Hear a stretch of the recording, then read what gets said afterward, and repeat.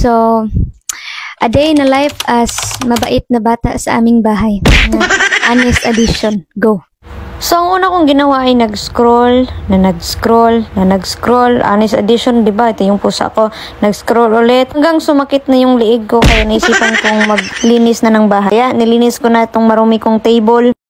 Next, kailangan ko nang maglaba kasi nga minsan lang tong bakasyon. Ito nga pala yung costume ko, guys. Wala lang, flex ko lang. Ang agaga, wala pa ako sa mood. Wait, hindi naman yan sa pamood-mood. Uy, tamad ka man o hindi. Kailangan mo magtrabaho. Nigawas ng accent. So yun na nga, guys, ang dami nang nilabhan ko. Hindi lang yan damit ko. Damit yan ng kuya ko. Damit yan ng papa ko.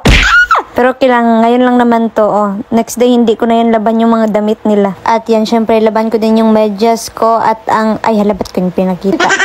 Anyways, nalaban ko din yung sapatos ko. Stay put, radira, So yun, guys, actually, marami pa dito. Oh, hindi pa yan tapos, pero pagod na ako. Ayoko na. This is a honest edition, so. Na, syempre, gito ka naman pagkapisan ko, oh. Ito na, guys, yung baunan ko na hindi ko nahugasan since kahapon. Pakit sa camera. Okay. Next, nagtupi lang ako dito ng mga damit, guys, since wala ng hanger and need natin ng, ano to? Ay.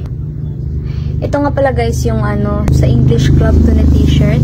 Yan, as you can see, ako yung Muse. Pero ngayon hindi na ako yung Muse. Ano na ako? Adonis. And pumasok lang ako dito sa kabilang kwarto. Dito ko nilalagay yung mga damit ko. Nanginginig na ako sa gutom. Kaya sign na yan na time na para magkain. Pagkaon dra bay. Sorry gid, guys, gadali man good ko. Tinapa na lang atong sudan. Kaya na, kalipungon ako sa kagutom. Ay, nagilunggol man. And guys, although hindi pa ako nabusog masyado, ang goal ko kasi is magpataba. And according to Dr. Ewan ko, nakalimutan ko yung pangalan niya, basta na-explain niya yun, the less you eat, the more fat you gain.